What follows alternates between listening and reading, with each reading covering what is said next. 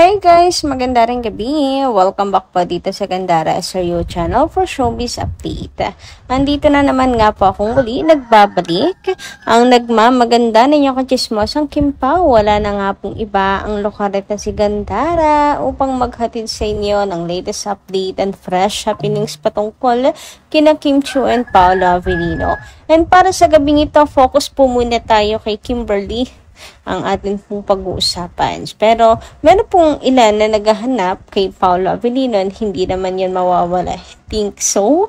Siyempre, pag nakita natin si Kim, si Paolo na rin yung hinahanap natin. Pag nakita natin si Pao, hinahanap na rin po natin si Kim.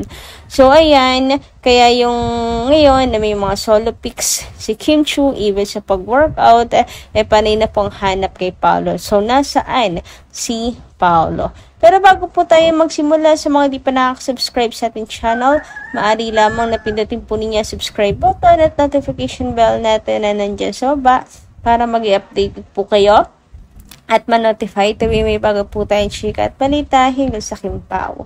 Basta po mga balita na may kinalaman kina Kim Chiu and Paolo Avellino, sagot na po natin yan. And nais ko nga pong simulan ang atin pong chikahan sa pagbabasa po ng comment nating Kim Pao sa nagdaan nating update bilang pasasalamat na rin po sa walang sawang pagsuporta at pagtutok sa atin pong channel. So first comment nga po na babasahin natin ay mula po kay Ma'am Lolita Sepuca.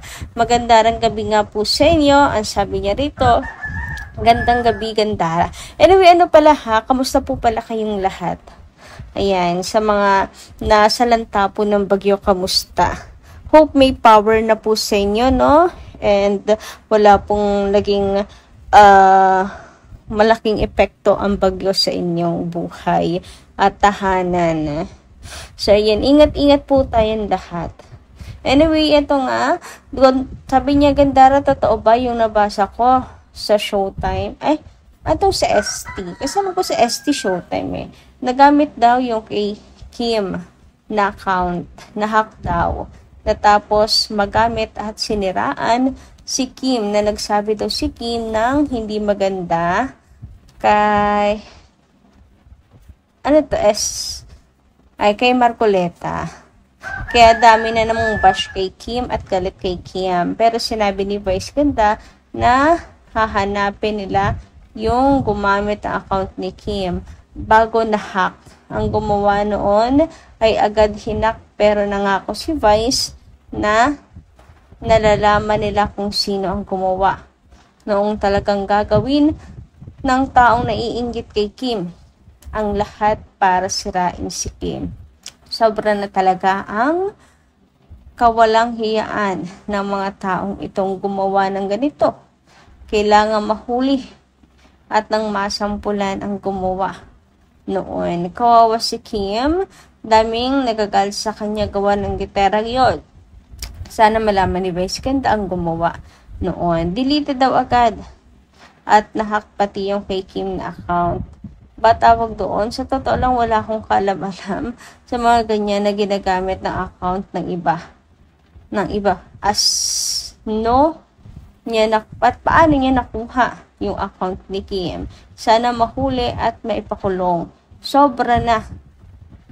Kasi ang ginagawa nila kay Kim ay kasi naman si Kim ay sobrang napakabait, 'di ba? At matulungin. Good day, Gandara. Ingat ka din lagi. Sa iyo lang ako nakikinig ng mga updates. Kim Pao, God bless you, Gandara. Ma'am Lolita Sebuk, maraming salamat ha. Siyempre sa pakikinig sa ating channel. About naman sa sinasabi niyo, kung babalik lang ng internet natin, pero wag kayong mag-alala. So, alamin natin ang tungkol dito. Kung talagang na-hack ang account ni Kimi at may ganang mag-post, yes, hack po yung tamang term doon na ginamit ng iba yung account niya nang hindi alam ni Kim Chiu. Parang bigla na lang nanakaw yung account niya, nabuksan ng iba, na-hack po yun. Ibig sabihin, kung totoo po yan, dapat po talagang mahuli at magawa ng paraan para mahuli kung sino. Kasi malinaw po ang kanyang intensyon ang sirain si Kim Chiu. Biruin ninyo ha, tungkol pa sa issue ngayon ng Pinas ang kanyang gagawing paninira kay Kim. So, panay bash si Kim Chiu na naman daw. So, ang hirap din pala kapag walang power, no? Walang daloy na kuryente. Ingat-ingat din po guys sa bagyo. So, sa ngayon, nakababalik lang. Hayaan po ninyo, babalikan po natin tong comment nyo, madam. And pray ko na sana ay maturuan talaga ng leksyon kung totoo tong chismis. Pero sana ay gawa-gawa lang. Hindi natin gugustuhin syempre na may ibang makahack o may ibang gumamit na account ni Kim Chiu. Pero sinubukan ko na rin po kanina, wala naman po akong nakita. So, para maging panatag po muna kayo bago matulog, diba? Na sabihin sa inyo, sa ngayon wala po ako nakita. And tahimik rin naman kasi viral agad yan pa nagkataon eh. Pero wala pa naman. Pero double check ko pa rin po bukas. Anyway, sabi naman ni Ma'am Norma Dayag, sabi niya rito, Gandara, good evening. Itong mga bashers ay mga inggit kay Kimi. Gandara, hayaan mo lang ang mga bashers na yan kasi wala tayong mapapala. Kasi hanap buhay nila yan. Kasi pag wala na ang Kim Pao at mag-settle down na, ay dihinto na sila. Kaya maghahanap na naman ng ibabash nilang ng bago. Para may pagkakitaan na naman. Kawawa naman sila mga bashers kasi yung idol nila ay hindi na pinag-uusapan. Kaya wala na din yung career ng idol nila. Talamak na yung balita sa kanila na live-in nilang dalawa. Actually, wala po akong problema sa live-in na yan. Buhay naman po nila yan. About sa career, yun lang. Kung gusto nilang iangat ulit yung career, wag sanang i-down. Kagaya po ni Kim Chiu, wag man daw ng iba. Kaya naman nilang iangat. Tagal na nila sa industriya, Alam na nila ang laro ng show business.